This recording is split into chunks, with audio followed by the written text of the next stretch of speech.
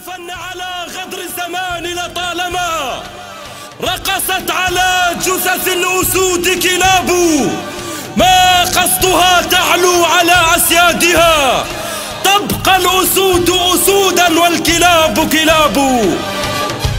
فنحن وإن جار الزمان لبرهة نبقى الكبار وغيرنا أقزام.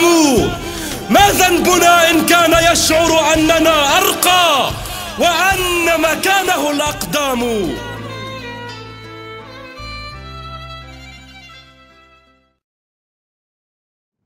وأقول للجبناء الصليبيين أنني أسكن في مكان لا تستطيعون الوصول إليه وقتله فيه، أنني أسكن في قلوب الملايين، وإذا قتلتم جسدي فلن تقتلوا روحي التي تسكن في قلوب الملايين.